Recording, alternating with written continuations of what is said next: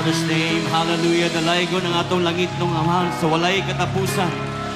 Oh, the Almighty Father's unfailing love, abundant grace, and endless mercy.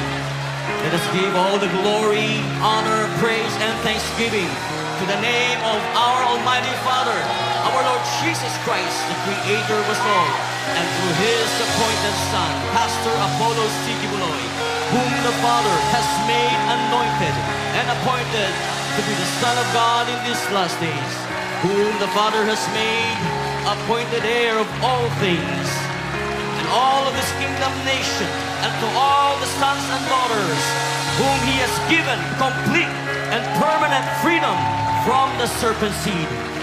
Today, my brothers and sisters, we thank the Almighty Father for His immeasurable love for mankind. In these last days, He sent His appointed Son to reveal His perfect will, to lead us into all truth, and to guide us in the path of righteousness. And through Him we have found hope, direction, and complete salvation. That is why we honor the Son with all our hearts, because in honoring the Son, we honor the Father who sent Him. And through His life of perfect obedience, faithfulness, and unwavering loyalty, He has become the model and example for every son and daughter who desires to fulfill the Father's will and attain true spiritual maturity. And as kingdom citizens, we are called to stand firm in our faith and remain loyal to the Father's kingdom. Though we face trials and spiritual battles, we are never alone. Through the Almighty Father, our Lord Jesus Christ, and through His appointed Son, we have the assurance of victory as we faithfully walk in His perfect will. And let us remember that we belong to a kingdom that will never fade away. Our hope remains in the Almighty Father, who through His appointed Son continues to guide us throughout our journey, and just as a cloud by day and a pillar of fire by night. So today, let us lift our hearts with thanksgiving, faith, and complete surrender. Let every voice declare the greatness of the Almighty Father through His appointed Son. Hallelujah, hallelujah.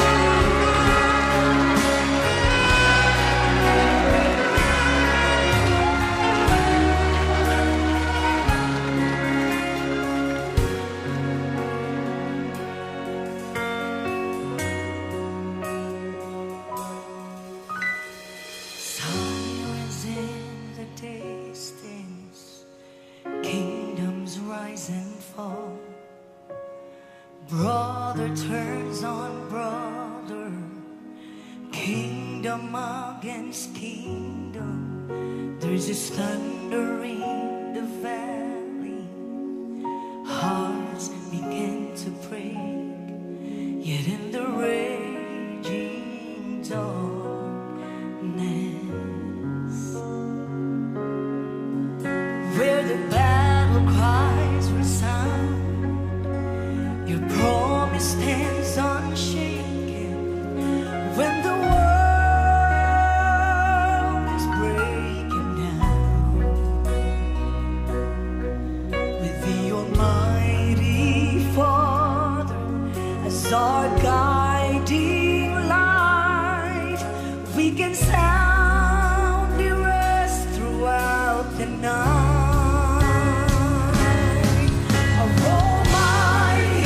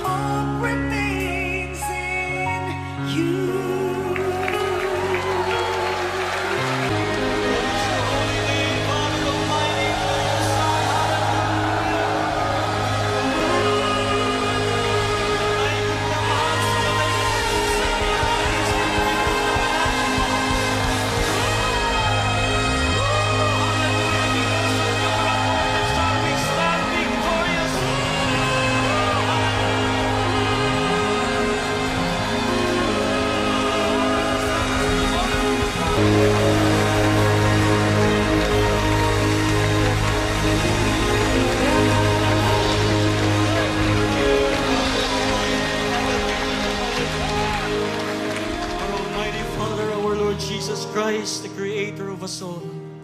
And through your appointed Son, your chosen dwelling place on earth, our beloved Pastor Apollo C. Quiboloy, we come before your holy presence with hearts overflowing with gratitude, humility, and reverence. And today we return to you all the glory, all the honor, all the praise, and all the thanksgiving for everything that you have done in our lives through your appointed Son. Thank you, Almighty Father, for your immeasurable love and mercy toward mankind. In these last days, you did not leave us to walk in darkness, but you sent your appointed Son to reveal your perfect will, to lead us into all truth, and to prepare us to become worthy sons and daughters of your kingdom. And through His unwavering obedience, unconditional love, and absolute loyalty, He became the living temple where your Spirit dwells, and the perfect pattern for all who desires to please you. And thank you for allowing us to belong to this kingdom nation. And through the life and sacrifices of the appointed Son, we have learned the victory is not won by human strength, but by faithfully choosing your will in every trial. Hallelujah. Because He overcame, we are inspired to overcome. Because He remains steadfast, we are learning to stand firm. Because He conquered, through obedience, we are being transformed into more than conquerors according to your perfect purpose in our lives. Almighty Father, strengthen our hearts to remain faithful in every season. As kingdom citizens, make us spiritually resilient, courageous, and unwavering. Though battles may intensify and storms of life may come, we will never be moved from our commitment to you. And let us stand as faithful defenders of your kingdom, knowing that no force of darkness can overcome those who remain under your perfect will. And may our lives reflect the same spirit of commitment, sacrifice, and loyalty that we have seen in the life of the appointed Son. And as we continue to worship you in spirit and in truth, continue to pour out your divine blessings upon your people. Touch those who are sick in their bodies. Open the windows of heaven and provide for every need.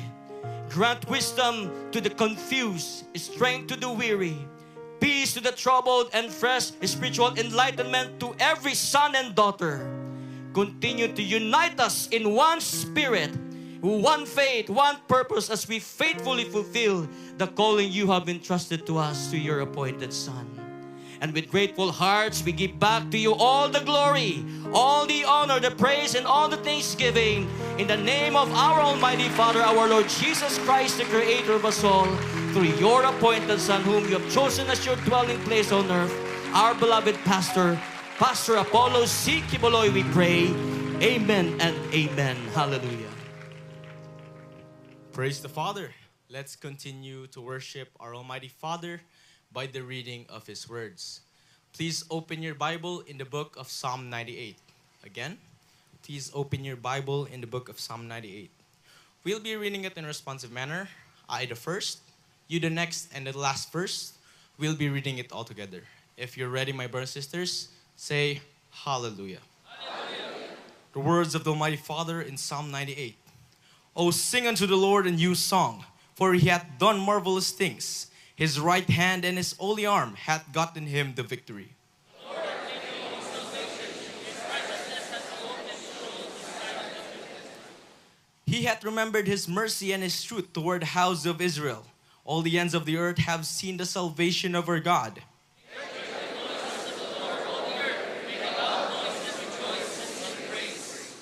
Sing unto the Lord with a harp and the voice of a psalm. With trumpets and sound of horn, and make a joyful noise before the Lord the King. Let the sea roar and the fullness thereof, the world and they that dwell therein. Let the gods clap their hands, let the hills be joyful together. Last verse. Before the Lord, for he cometh to judge the earth. With righteousness shall he judge the world, and the people with equity. Hallelujah! Praise the Father, sons and daughters of the Almighty Father in the Kingdom Nation. We live in true praise and we live in true worship, for His will is being done in our lives through His appointed Son. So as one Kingdom Nation, let us unite in celebration and thanksgiving with the Almighty Father. Let us give Him, let us lift up our highest praise with these joyful songs of praise. Praise the Father!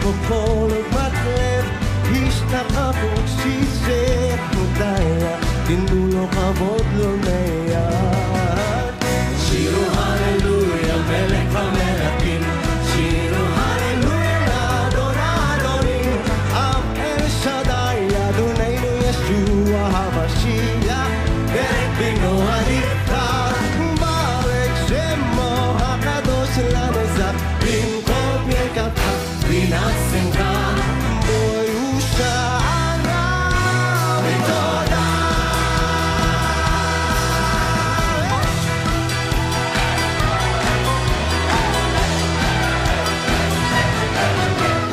Takmamba batok yang suflim, Neman vemet nedor bator, Kikoli tubo melaan, Lagi miskakamen ungan nesmo. Shiro hallelujah, Melech hamelakim. Shiro hallelujah, Adonai. Am El Shaddai, Adonainu Yeshua HaMashiach. Berek bino haniftar, Barek Shemo HaKadosh Lanezach. Binkom Yekatach, Rinascen ka, Boy Ushara Metoda.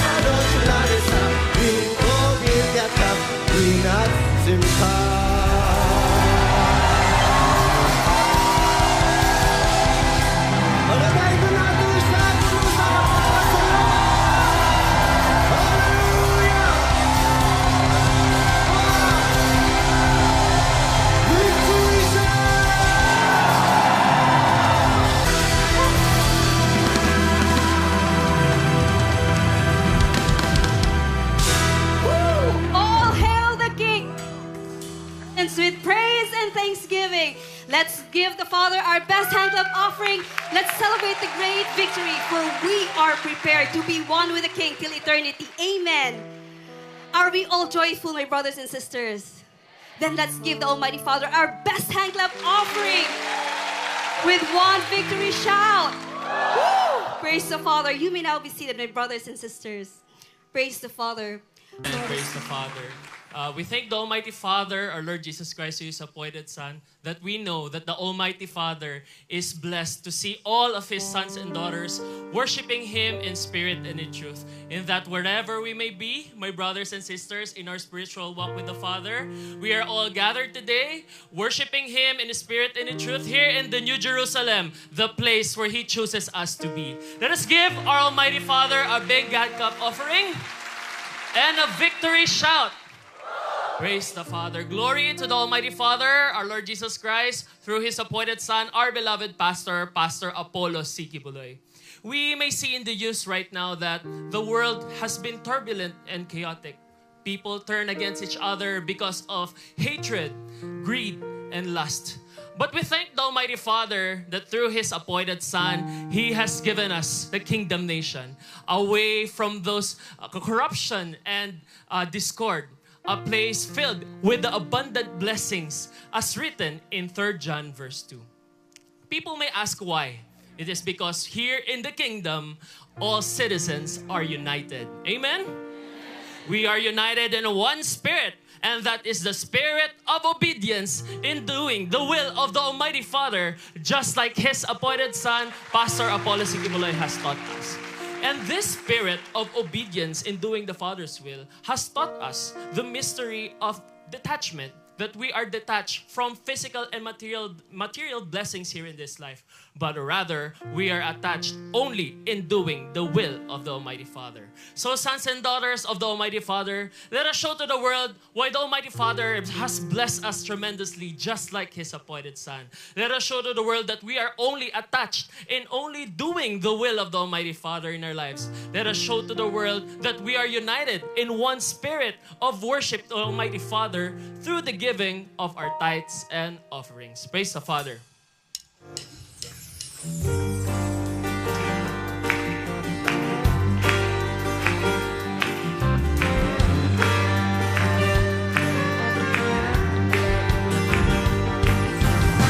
more you give, the more you receive. Overcome poverty and greed in front of abundance and prosperity.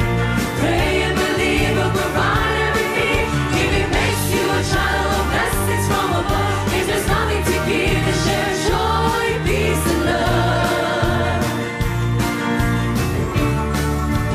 Joy, peace, and love.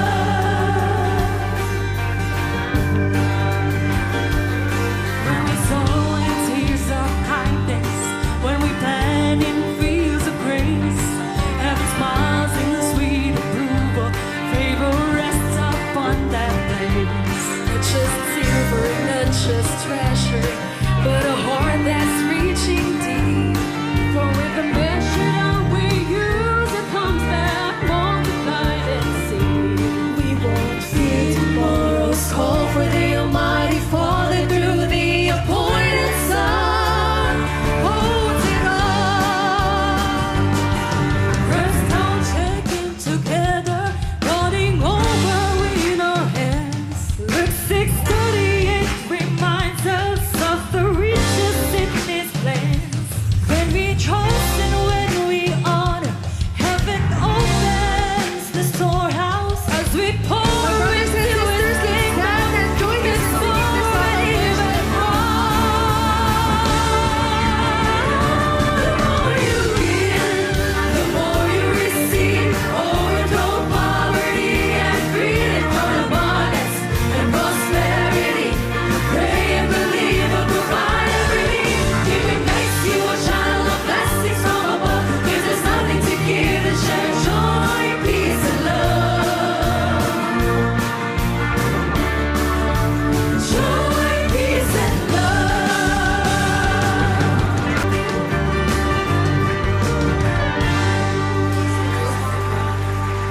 Sa malakas ang palakpak at magpupuri sa ating dakilang Ama. Yung palakpak na punong-puno ng pagpapala. Woo! Tatanggapin natin ang walang humpay na pagpapala mula sa Ama, because we are also the fulfillment of what the Father said, that the more you give, the more we receive.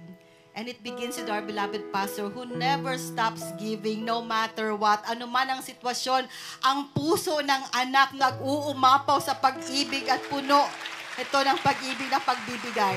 At tayo din, sons and daughters. Amen? Dahil alam natin hindi nauubusan ng pagpapala ang Ama.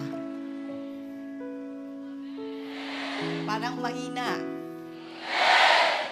Because the Father's abundant blessings is upon His sons and daughters, because we have now the spirit of prosperity and abundance living here in the Father's kingdom nation.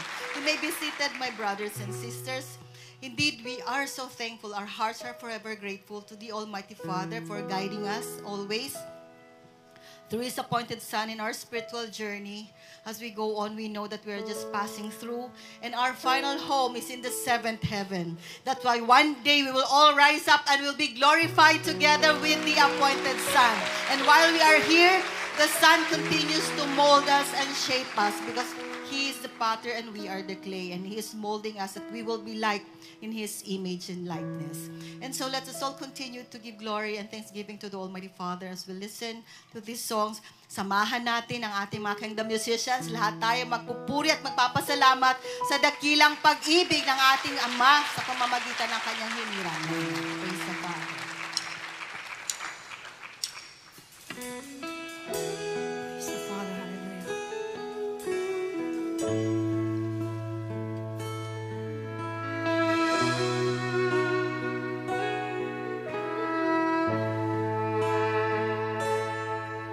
Every blessing is on borrowed time. The hands I hold, the dreams I treasure, are gifts to shine for just a while. Like the colors painted in the evening sky, they fade away when morning comes. This old world was never meant forever. It's only where my journey runs. So I cannot wait to see His face. Tomorrow's never mine to claim. Each heartbeat is His loving grace, calling me to trust His name. I'm just passing through this world, a traveler on heaven's road. My hope is waiting for beyond seventh heaven, where endless joy and peace unfold. He's prepared a place for me where tears and grief will be no more.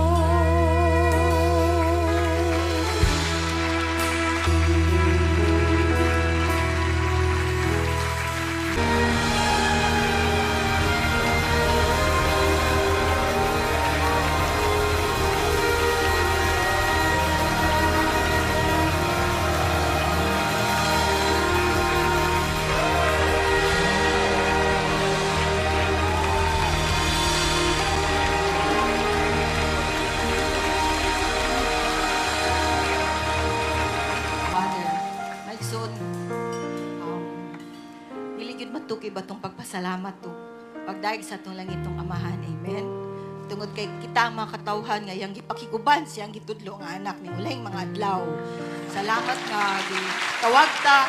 Tapos giimo po jutang pinili, ginabalaan, gilabdagan, ginahingpit para makauban ta sa anak sa ikapitong langit, sa kinabuhing dayon. So, the Father continues to mold us, to shape us. And though sometimes there are times when we try to resist what the Father is making, but then we see the life of the appointed Son, that whatever happened, He bowed willingly to the will of the Almighty Father. And so we have now a model, a standard, and there's no other life that we look up to but the life of the appointed Son. That's why we're so thankful ang atong mga kasing-kasing puno jud sa kalipay nga kita ang mga katawhan nga gipili sa atong langit ng Amahan nga makaubahan sa anak dinhi sa sulod siyang nasudnong gingharian. Mausa pa atong palakpakan, atong daygon, atong pasalamatan ang atong langit ng Amahan nga iyang gihatag sa atong taliwala ang iyahang gitudlo gibiyong nga anak. We're so thankful from that one life, one man who have went through and have completed the Father's work of salvation. And no matter what he went through, we are so thankful, Pastor, that he overcame, and that's why we are here.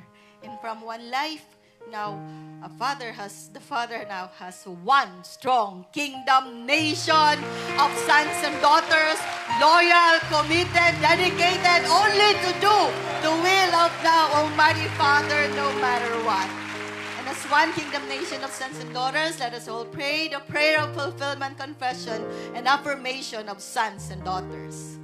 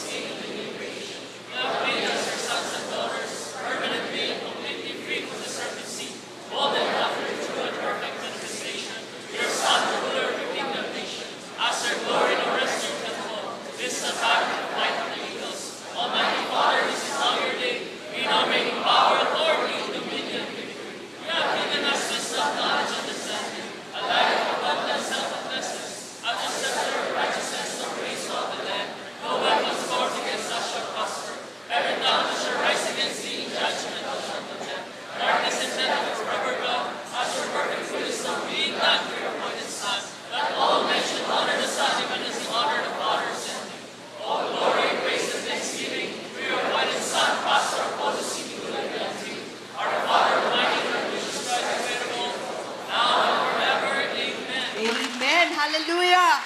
Praise the holy name of the Almighty Father. Now for the seal of God, the seal of salvation. Amen.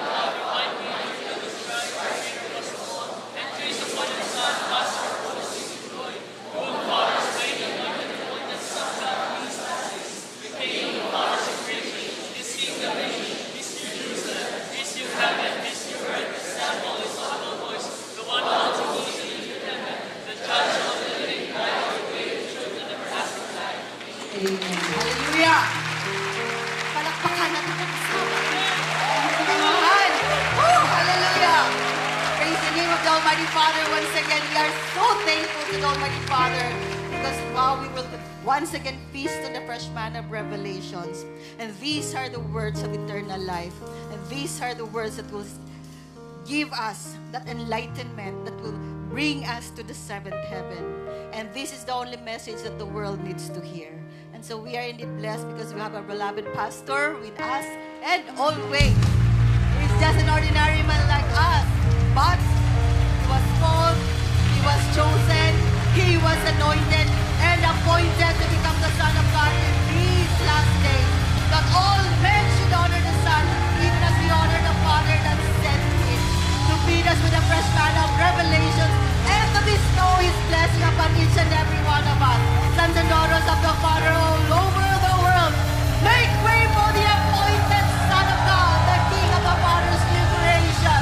His new heaven, His new earth, His temple, His audible voice, the one who holds the key to the seventh heaven, the judge of the living, the way, the truth, and the life. No one goes to the Father except they go to the Son, whom He has already chosen to be His temple here on earth.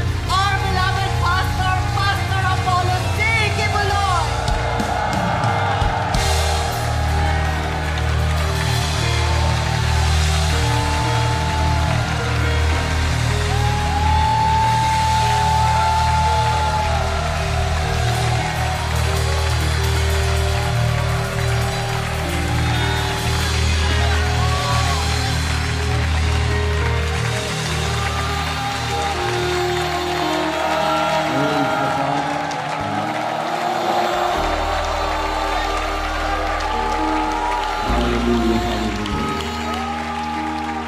Kitang tanan nga igsoon sa makasganon nga pagpasalamat atong ihalad kining adlaw bisan sa mga manna of revelations nga atong dawaton karon. Kitang tanan.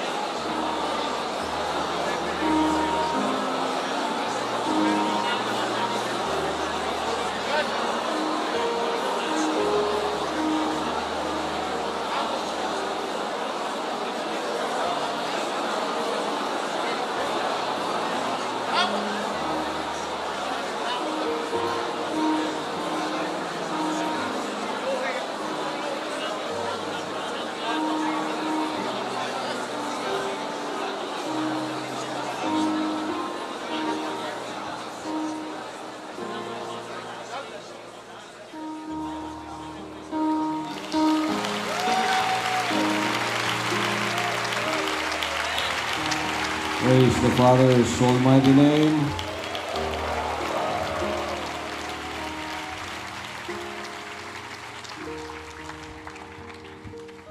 Let's give the Father one big hand clap offering and one big victory shout. Before you may be seated, shake the hands of those around you and say the Father's blessings be upon you. Philippians chapter 3, magpapasimula tayong 11 at matatapos tayo sa 14. Okay, I will be reading from the English Bible. If by any means I might attain unto the resurrection of the dead, not as though I had already attained, either were already perfect. But I follow after, if that I may apprehend that for which also I am apprehended of Christ Jesus. Brethren, I count not myself to have apprehended, but this one thing I do, forgetting those things which are behind, and reaching forth unto those things which are before. I press toward the mark for the prize of the high calling of God in Christ Jesus. Verse 14, I repeat that. I press toward the mark for the prize of the high calling of God in Christ Jesus. May God add more blessing to the reading of His Word. You may be seated.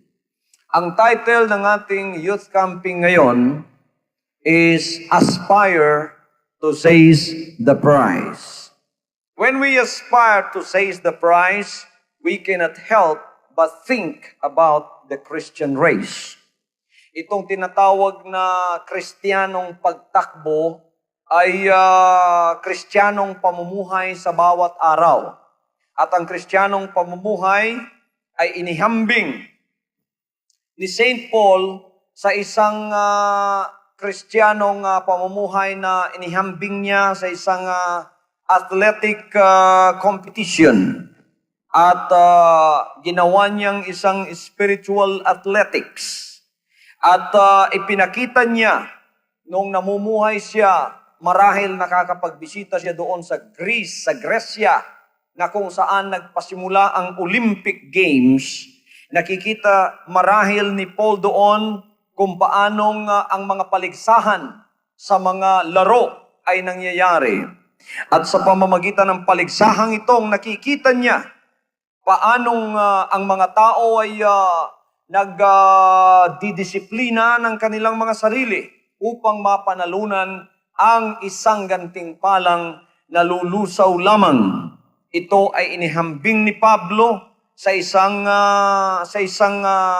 Kristiyanong pamumuhay na sinabi niya kung ang mga tao dito sa sanlibutan ito ay binabata nila at ginagawa nilang malaking disiplina para sa kanilang sarili, ang mapanalunan ang mga bagay na lumilipas lamang, mapanalunan ang gantimpala na pagkatapos ay lilipas lamang, ang sinabi niya, ganun din kailangan mas sobra pa o mas higit pa ang gagawin nating pagsisikap upang mapanalunan ang isang gantimpalang hindi lumilipas. At yan ay walang iba kundi ang buhay na walang hanggan. So, Paul was illustrating to the Philippian believers the way he saw it when he sometimes visited Rome or Greece, wherein this athletics that he was trying to describe in the spiritual were taking place. And Paul saw that there is only one aspiration of those athletes, that were disciplining themselves to the point of exhaustion. There is only one aim and one purpose why they are doing this. The purpose is to strive for the prize. The prize, he said, is going to fade away. And when he compared it to our Christian life, he said, much more for us Christians, much more for us that follows the Lord Jesus Christ.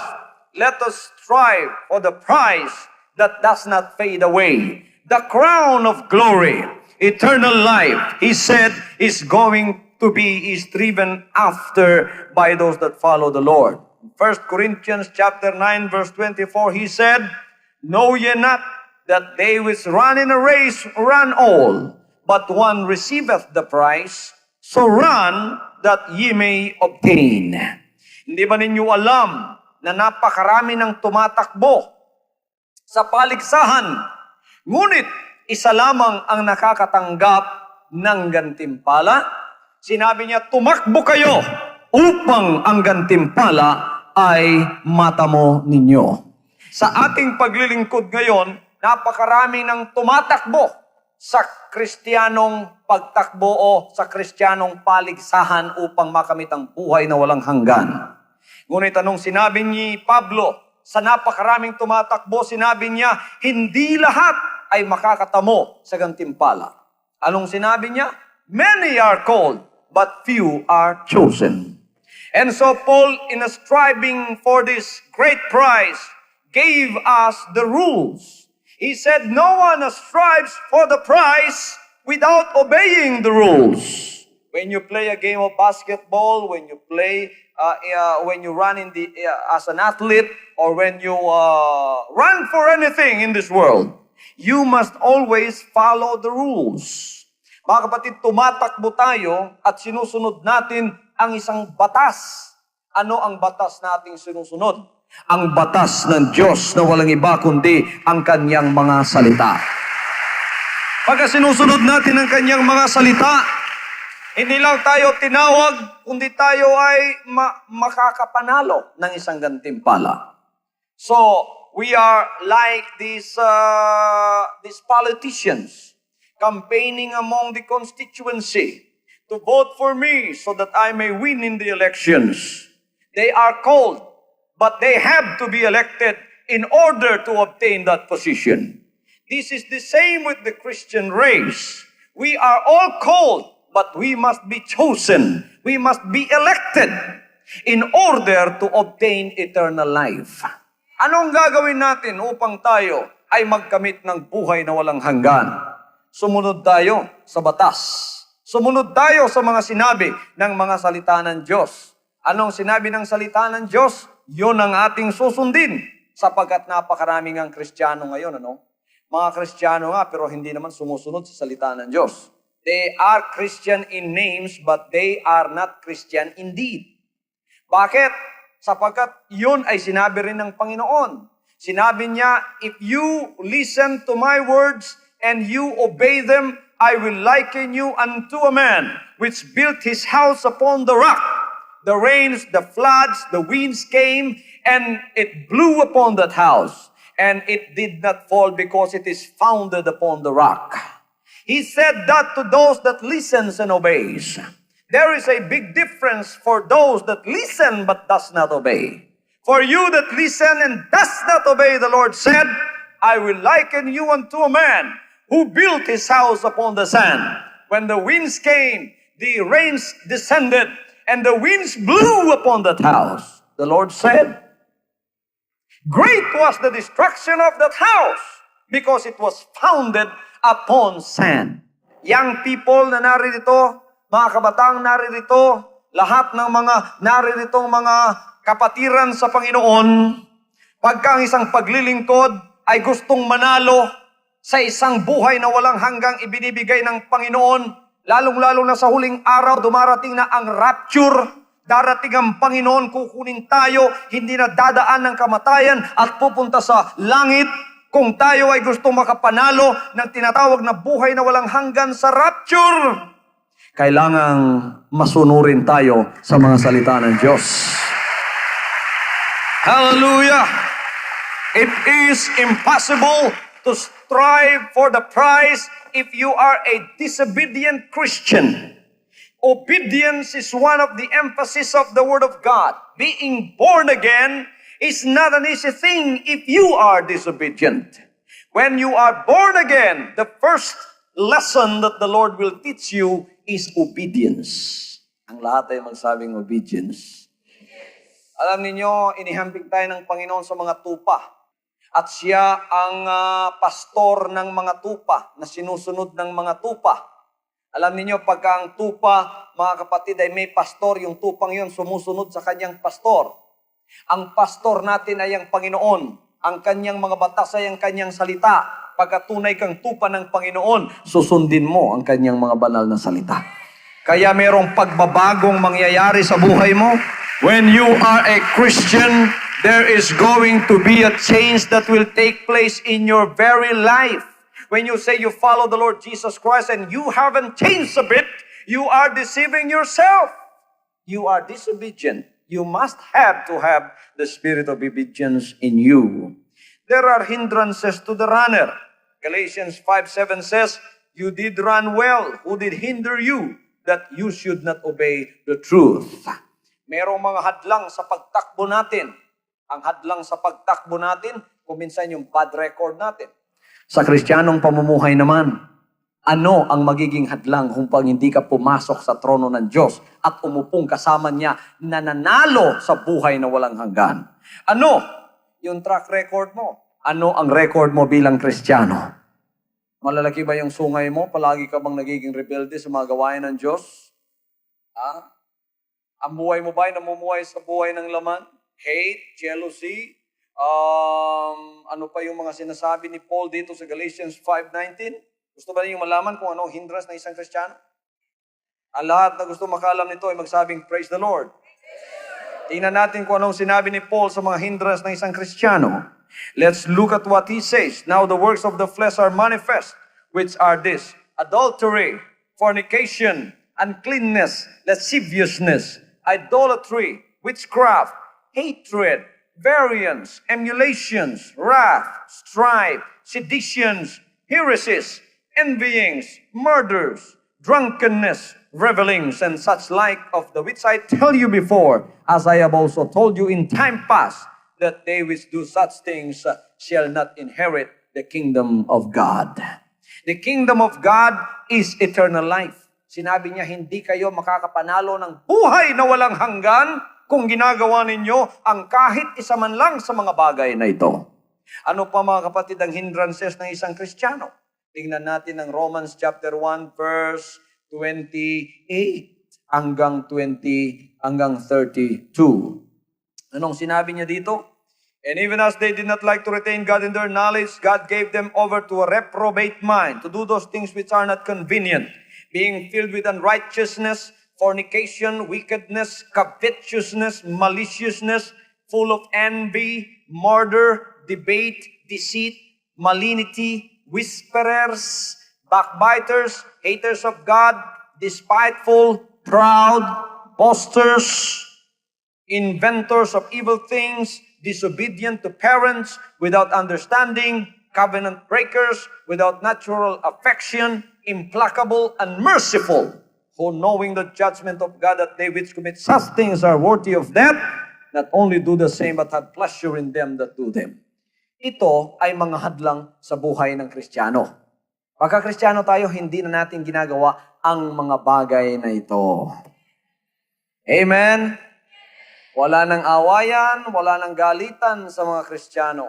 Wala nang tapunan ng mga basura sa mga Kristiyano. Wala na yung envyings, wala na yung murderings. You know, in the New Testament, in order for you to murder somebody, you don't have to take a 45 caliber and shoot somebody, or you don't have to take a knife and kill somebody.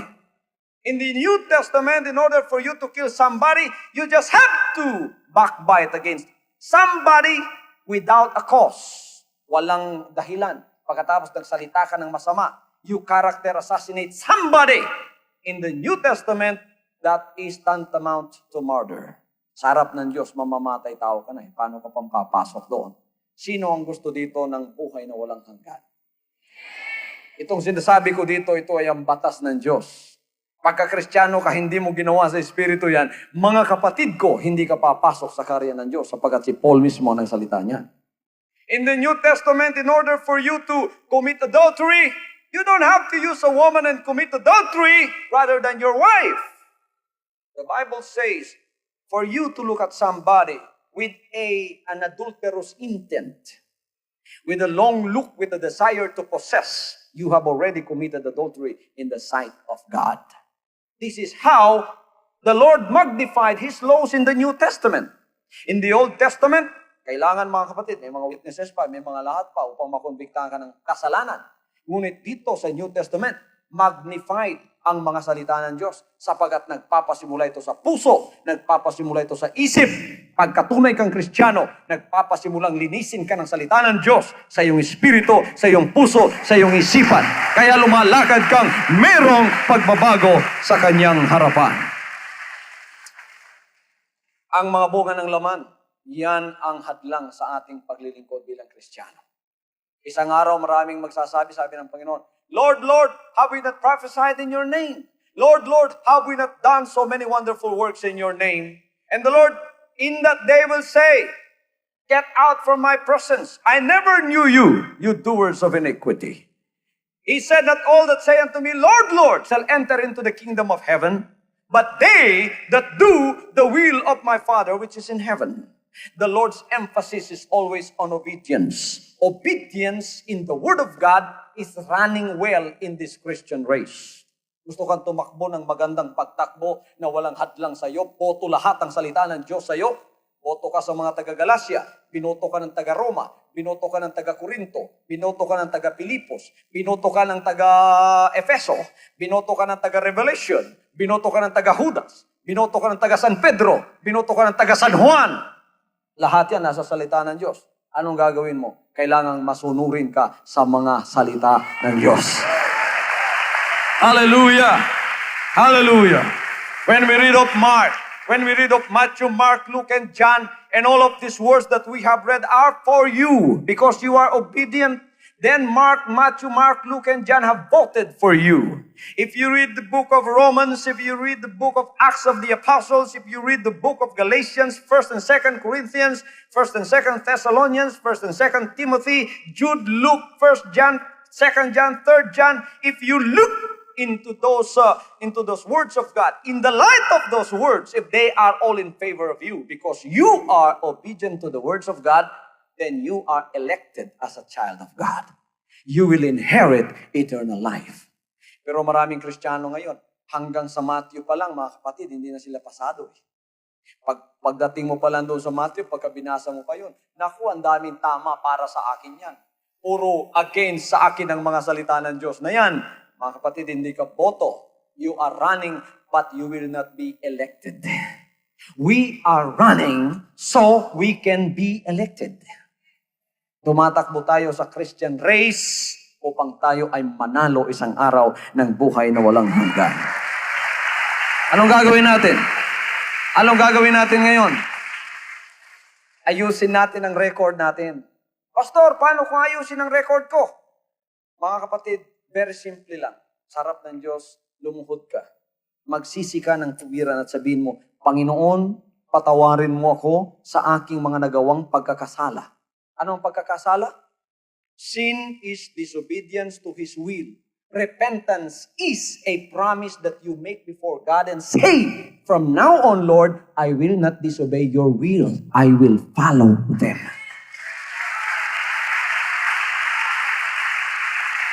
Many other people have mistaken repentance for crying. Many other people have mistaken repentance for shedding tears. Shedding tears is just the fruit of repentance. That is not repentance per se. Repentance is a promise that you make. Whether you shed tears or not, it does not matter. As long as you keep that promise and say, Lord, from now on, I am going to obey your will. Some other people, in order to placate their guilty conscience, come to the altar and shed some crocodile tears. And then after that, do those same things again which they have repented of.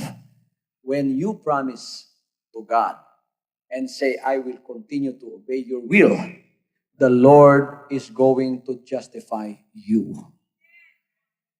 Hallelujah. Maganda na record mo ngayon, magiging born again ka talaga. Anong sasabihin ng Panginoon?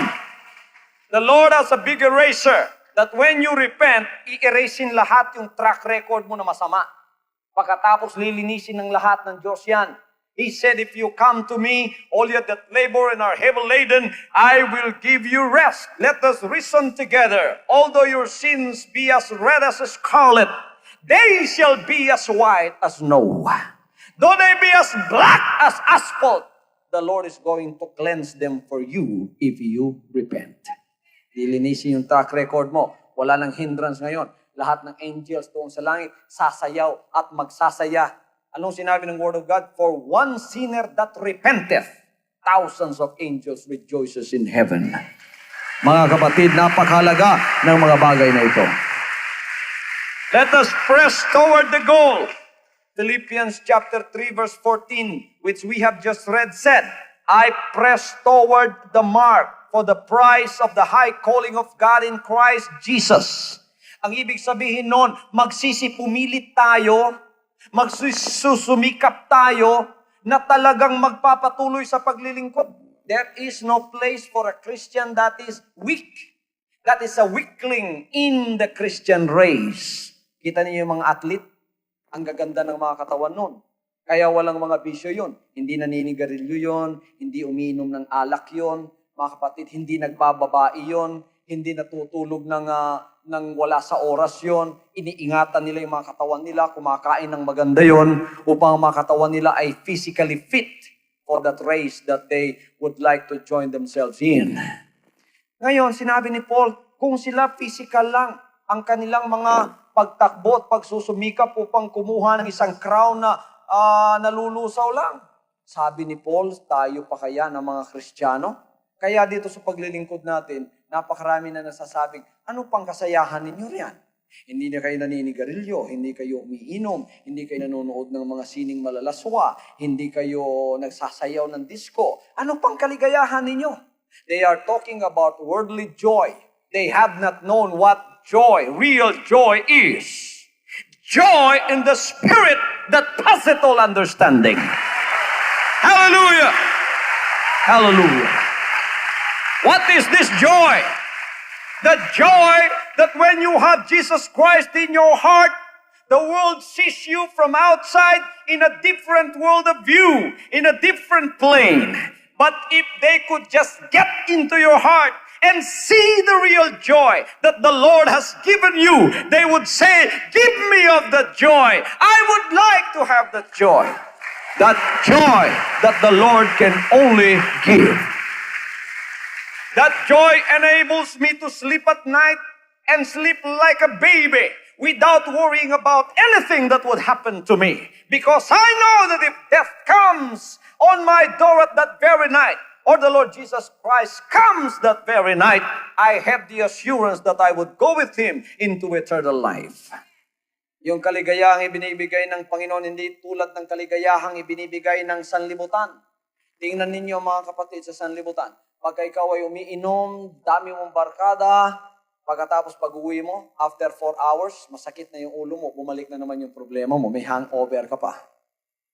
Gusto kang magsaya, pumunta ka doon sa sine, manood ka kay Dolphy, in 4 hours, tawa ka ng tawa, tawa ka ng tawa. Paglabas mo ng sinihan, yung problema mo, ganun pa rin. Babalik na naman sa'yo, lalong bibigat. Ngunit kung ang Panginoon ang pasasayo, mga kapatid, magkakaroon ka ng tuwa na hindi na ibibigay ng sanlibutan. The joy that the Lord will give cannot be bought with money. The joy that the Lord will give cannot be equal to fame, popularity, and honor. The joy that the Lord can give is a heavenly joy. It is a joy that passeth all understanding. It is a joy that doesn't fade away. Paano ko malalaman ng joy na yan, Pastor? Hindi ko pa alam yan. You come to the Lord, give your life to Him, and say, Lord, I want to have that joy. And the Lord is going to give it to you. Let us press toward the goal. Mga spiritual athletes, mga anak ng Diyos na tumatakbo sa Christian race, kailangan ang mata ninyo hindi nawawalay sa goal. What is our goal? To possess eternal life. To possess eternal life. Yun ang ating goal. Hebrews chapter 12 verse 1. Wherefore, seeing ye also are encompassed about with so great a cloud of witnesses, let us lay aside every weight and the sin which that so easily beset us, And let us run with patience the race that is set before us. Let us strip for the contest. Tingnan yung mga athlete na tumatakbo. Nakaalis lahat yung baro nun, ha? Magaang na magaan yung mga katawan nila, wala. Meron na ba kayong nakitang athlete na tumatakbo sa 100-meter dash naka-Amerikana? Ha? Eh, balat na sapatos pa, nakabarong pa, ha? Tumatakbo siya sa 100-meter dash. May nakita na ba kayong ganon?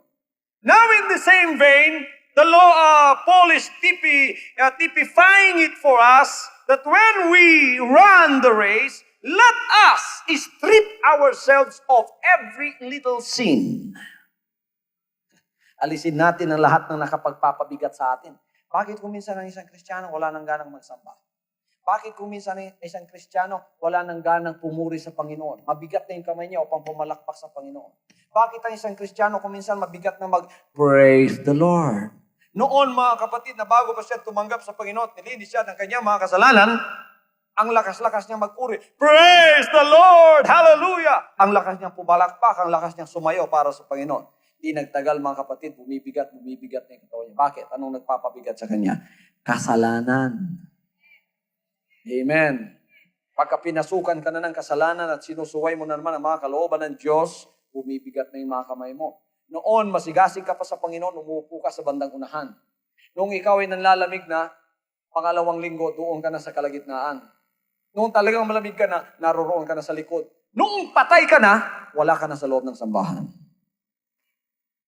Natural, hindi ka na makikisama sa mga buhay. Kaya yung nababackslide, hindi na nagsasamba yun. Bakit? Spiritually dead na yun. Ang mga taong patay, umaalis sa bahay ng Diyos. Ang mga buhay lang ang nananatili sa bahay ng Diyos. Hallelujah! Hallelujah! Ano man ang mga maliliit na kasalanan na pinapasan sa ating buhay, alisin nating lahat yon. Lumakad tayo, mga kapatid, na magaang sa harap ng Diyos. Ano ang pagpapagaan sa harap ng Diyos? Mamuhay tayong matuwid sa Kanyang harapan. Then we are nearing the home stretch. 2 Timothy 4:7, I have fought a good fight, I have finished my course, I have kept the faith. Sabi ni Paul. Nakipaghamok ako, sabi niya, I fought a good fight of faith. Alam niyo sa pananampalataya, mga kapatid, mali po yung sinasabi nilang, oh, when you are baptized in the name of the Lord, you have repented of your sins, you will receive the baptism of the Holy Ghost, you will live a life that is full of you will walk in a bed of roses. Wala nang magiging problema mo. Naku, pagka born again ka, wala ka ng problema. That is a lie. That's not true. Kung minsan nga, pagka nagiging born again ka, dumarami pang lalo ang problema mo.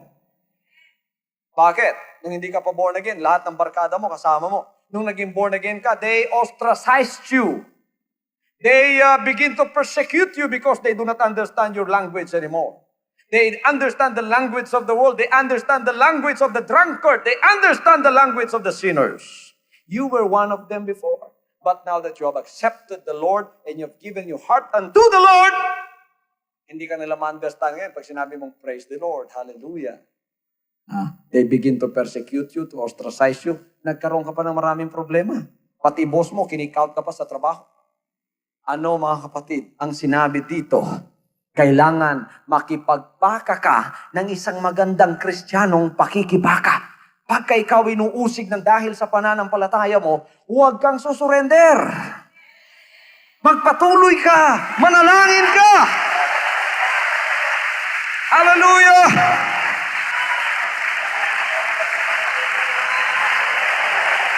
Hallelujah!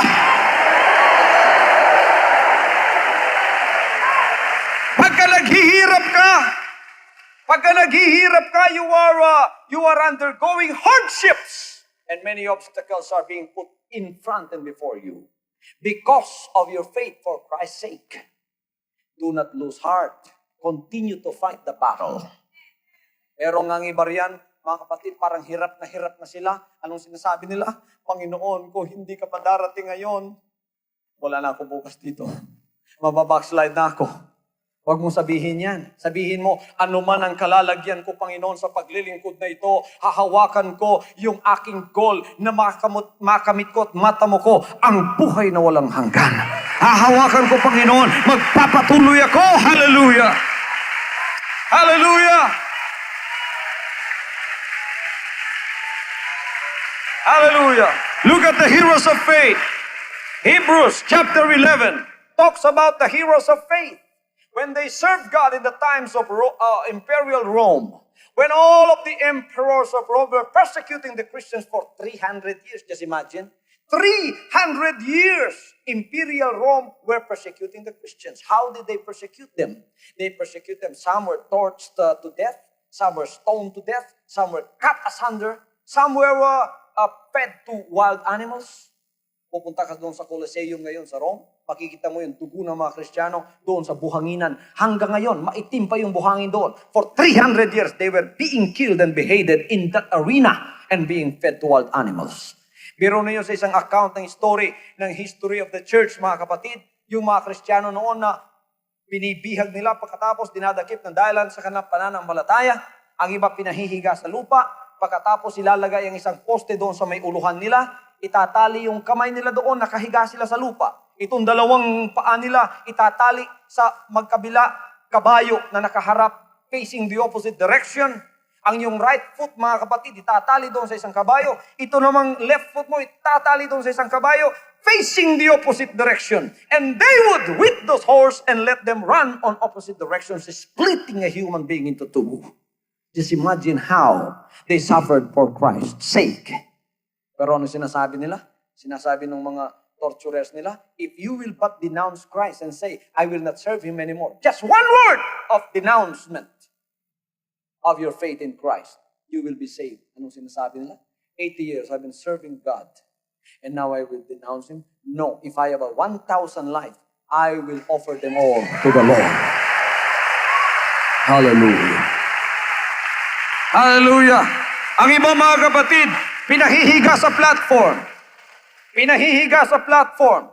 And over and above that platform, mayroong isang circular saw na umaandar, mga kapatid. Pagkatapos lumalapit yung ulo niya doon. At ang sinasabi ng mga torturers, o ano, will you denounce Christ right now? And join us in our pagan worship? Will you denounce Him? Lumalapit yung ulo nila. Yung Kristiyano tumatawa lang. How can I denounce my Lord and my Savior? How can I denounce my Lord? Hallelujah! Hanggang ang ulo niya lumapit na, pagkatapos, mga kapatid, nagtalsikan na yung utak niya, ngunit siya ay umaawit pa rin sa Panginoon. Look at those families.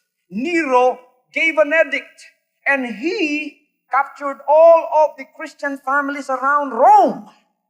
And then he gave a big feast for the Romans. Tinipon niya doon sa Colosseum, pagkatapos nilagay yung mga Kristiyanong pamilya doon na natakip niya. Pagkatapos, mga kapatid, sa ilalim ng Colosseum na yun ay may mga den. Naroon mga leon, mga tigre, na kung minsan tag-isang buwan hindi pa kumain. Pagkatapos palalabasin yun. At pagkatapos ang haharapin nila yung mga Kristiyano na yung mga maliliit na bata, may mga batang maliliit pa, may mga ina, may mga ama, may mga magkakapatid doon.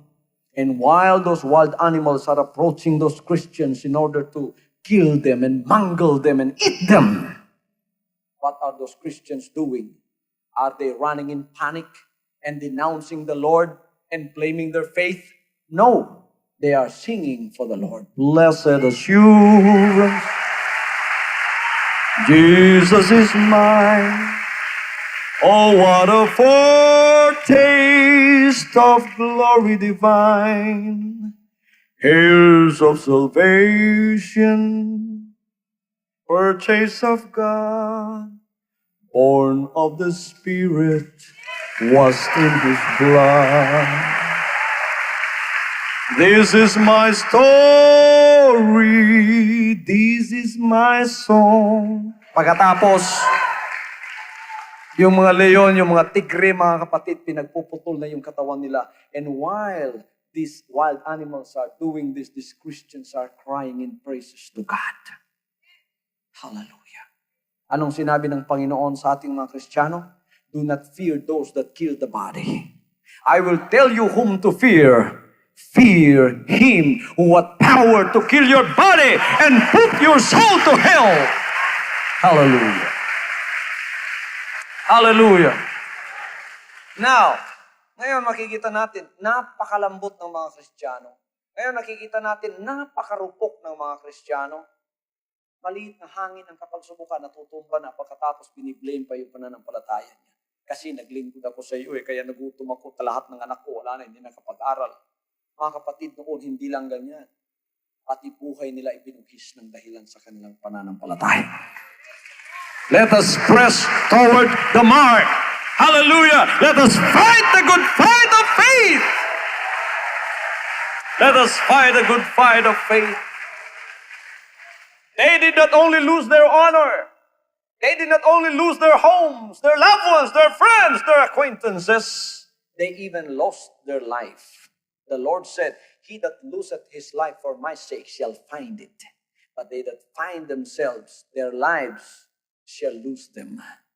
When you serve God, you will lose your life, but you will find it again in Him. Eternal life is for you. Hallelujah. Pagka nakalampas ka na sa home stretch, you are fighting a good fight of faith, and you are now decided, my heart is fixed like King David. My heart is fixed. My heart is fixed. I will serve the Lord no matter what happens. Lord, help me. I will serve you no matter what happens. If the world persecutes me, if the world ostracizes me, if the world says something against me for your sake, I am resigned in my faith to follow you. I will still follow you. My heart is fixed. Hallelujah. Pagka ganun ang pangyayari, mga kapatid, you are aspiring to seize the prize. Isang araw, tulad ni Paul, masasabi mo sa 2 Timothy 4:8, henceforth, there is laid up for me a crown of righteousness, which the Lord, the righteous judge, shall give me at that day, and not to me only, but unto all them also that love His appearing. Sinabi ni Paul on his third imprisonment, first imprisonment, second imprisonment, third imprisonment, the sentence was given, Paul is going to die. The verdict was given. The sentence was given. Death is the penalty for him. Ano ang death, ang penalty ngayon dito? Pinag-uusapan pa, death penalty. Is by electric chair. In some states in America, it is injecting poison in your system, so you die. Dito sa atin, electric chair. Biro ninyo, 60,000 volts ang papasok sa katawan mo. Yan ang penalty ng death. Doon sa kanila, what is the penalty of death? It is beheading. Puputulin yung ulo mo. The night that Paul was in prison, the following morning he was going to be beheaded. Sinabi ng history na si Paul ay hindi na makatulog. Nang hindi dahil sa takot. Hindi na siya makatulog ng dahil sa tuwa. Pero ninyo, puputulin ang liig mo bukas. Ngayon, hindi ka makatulog ng dahil sa tuwa. Maraming hindi nakakatulog ngayon. Pero si Paul hindi nakakatulog dahil sa tuwa. Because he knows that the prize was already won. Alam niya, nanalo na siya. Woo! Hallelujah! Ang sinabi ni Paul, what was his motto that he left to young Timothy, the preacher? That was his son in the gospel. Anong sabi niya? For to me, to live is Christ, and to die is gain. Biro ninyo? Sa atin ngayon, sino magkapagsasabi, ang kamatayan ay malaking ganansya?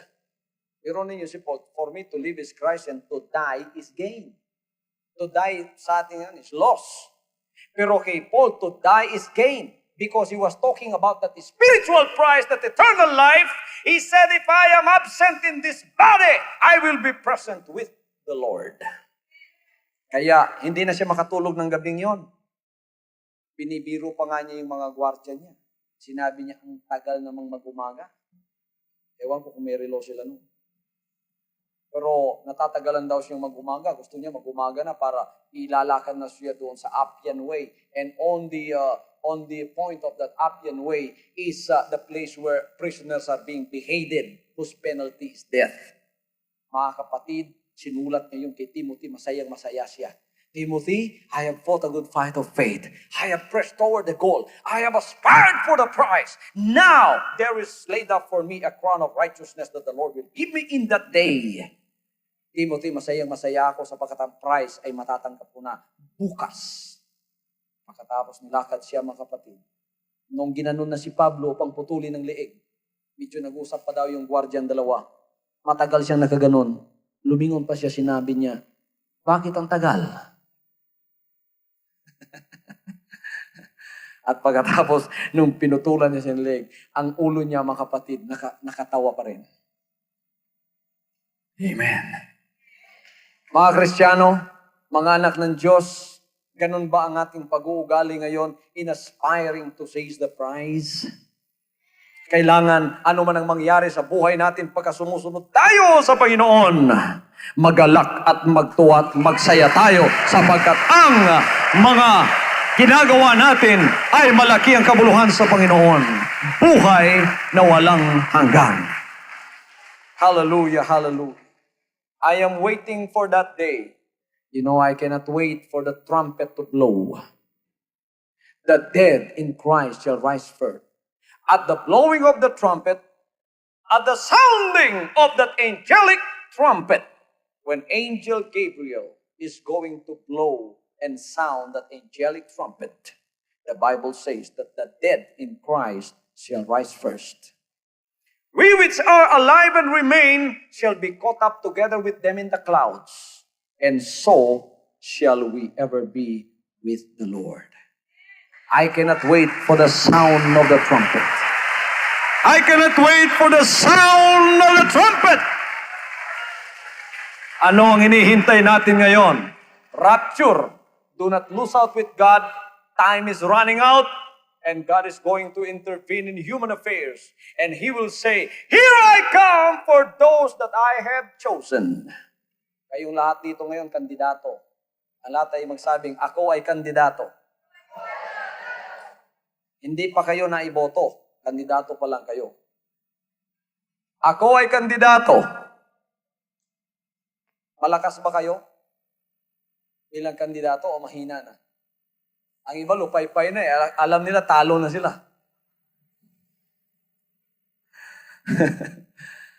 Ang iba masigasig, malakas. Alam nila, panalo sila. Pagdating ng rapture, alam nila, mga kapatid, all of the forces of gravities in this earth are going to be broken. And they will be lifted up. Rapture is the literal, physical translation of the living saints without passing through the grave. I will be lifted up and meet the Lord up in the air. And so shall we ever be with the Lord.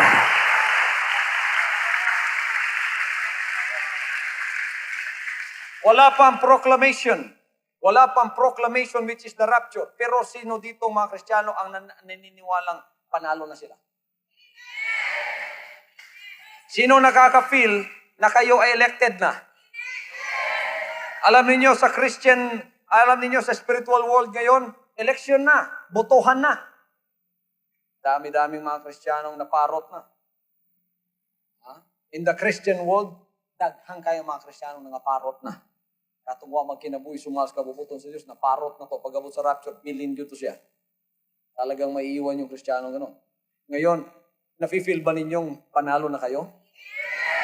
When proclamation time comes, hallelujah!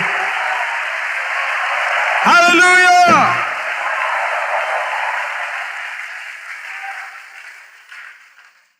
LDP ba kayo? Lord deep in power. Panalo, mga kapatid. Amen. Panalo tayo. Nafe-feel ba ninyo panalo ang espiritu ninyo? I feel I am already elected now. I am a candidate, but I feel I am already elected. When proclamation time comes, I will stand beside the Lord Jesus Christ, the president of my faith. And I will say to the world, I proclaim the name of Jesus. Hallelujah. Ito mga kapatid, ang partidong walang pagkatalo. Jesus Christ, the name above every name. My Lord and my Savior. Hallelujah. Palakpakan natin ang Panginoon. Hallelujah, hallelujah, hallelujah, hallelujah, hallelujah. Hallelujah, hallelujah. Let us run the race as though we have already won it. And then the prize is waiting for those that will overcome in this race. I will overcome trials. I will overcome sin. I will overcome temptations. I will overcome hardships. I will overcome obstacles. I will overcome even death so that I may win the prize. Nothing can hinder me. Nothing can stop me. I will press on the mark towards the high calling that is in Christ Jesus. Oh, hallelujah. I praise you. I thank you. I give you the praise and the glory. Hallelujah, hallelujah, hallelujah, hallelujah. Continue to celebrate the goodness of the Almighty Father to His appointed Son. Let us give our wave offering as we sing these joyful songs of praise.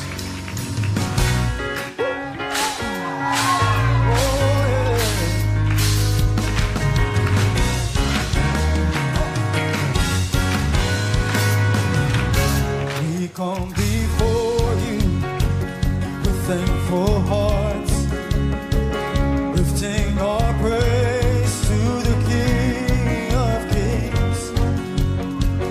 Not just a song, not just a sound.